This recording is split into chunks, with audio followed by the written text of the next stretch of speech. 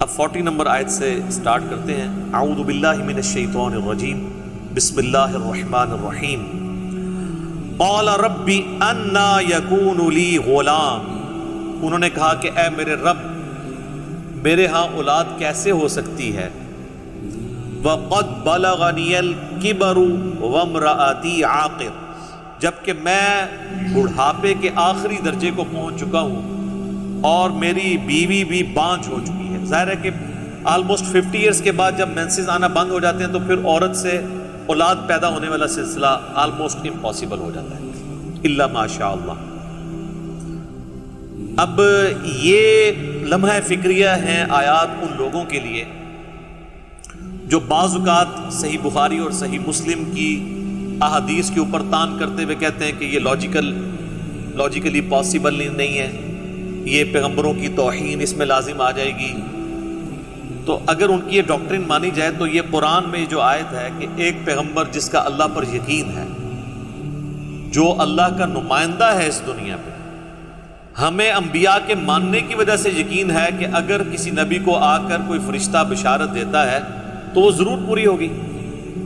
تو حضرت زکریا علیہ السلام اس کے باوجود وہ کہہ رہے ہیں، دعا بھی خود مانگی ہے ایک طرف اسی امید کے ساتھ کہ اللہ تو کچھ بھی کر سکتا ہے، اس کے باوجود اس بات کی کوئی ضرورت نہیں تھی کہ وہ اللہ سے کہتے کہ میری اولاد کیسے ہوگی، میں تو بوڑھا ہو چکا ہوں، میری بیوی بانجھ ہے۔ اللہ تعالیٰ تو ان اسباب کا محتاج نہیں ہے۔ لیکن یہ چیز شو کرتی ہے کہ انبیاء بھی بیسیکلی انسان ہوتے ہیں اور انسان کے ساتھ چیزیں جڑی ہوئی ہوتی ہیں، وہ بظاہر کوئی اسباب کو بھی اس اعتبار سے دیکھ رہا ہوتا ہے۔ اور اس حوالے سے میں نے پچھلی دفعہ بھی ڈسکس کیا تھا کہ نبی صلی اللہ علیہ وآلہ وسلم بھی ظاہری اسباب کو لے کر چلتے تھے۔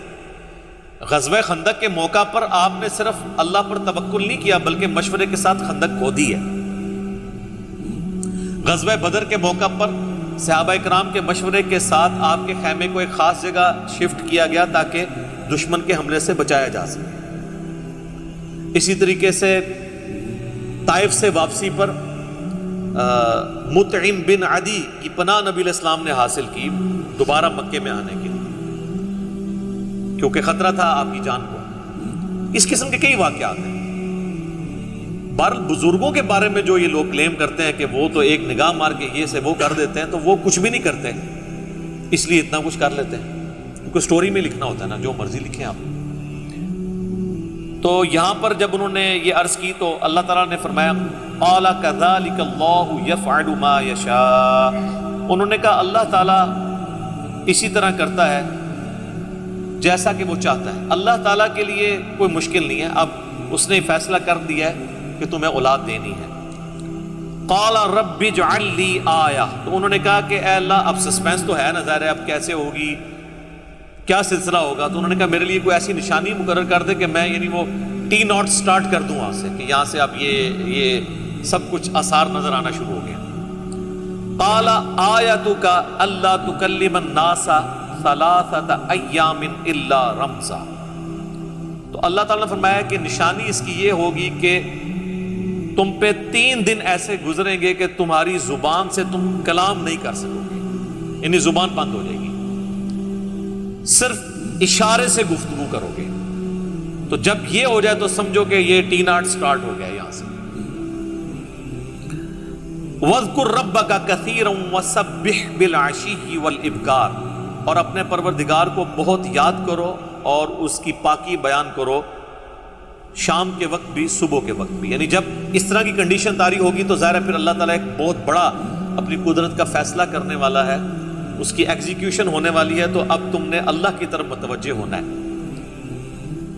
صبح و شام اللہ کی پاکی بیان کرنی ہے۔ سبحان اللہ وبحمدہ سبحان اللہ العظیم۔ صحیح مسلم میں حدیث ہے کہ نبی علیہ السلام نماز کے دوران بھی جب کبھی کوئی ایسی آیات آتی جن میں اللہ کی پاکی بیان کرنے کا ذکر آتا تو اللہ کی حمد بیان کرتے، جہاں کہیں پر جنت کی آیات آتی تو اللہ تعالیٰ سے جنت کا سوال کرتے، جہاں پر جہنم کی آیات آتی تو اللہ تعالیٰ سے جہنم کے اگینسٹ پناہ مانگا کرتے تھے۔ یہ سنت ہے، اور یہ ان چند سنتوں میں سے جو آلموسٹ اٹھ چکی ہیں امت میں سے۔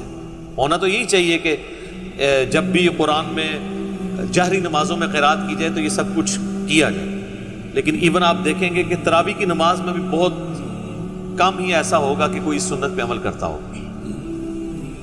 وہاں پر تو یہ فکر پڑی ہوتی ہے کہ جلد از جلد تراویح کو ختم کیا جائے، اور پھر وہ تو پھر تیزی تو اس چیز کی متحمل نہیں ہوتی ہے کہ آپ پھر ساتھ دعائیں اور اذکار بھی کریں.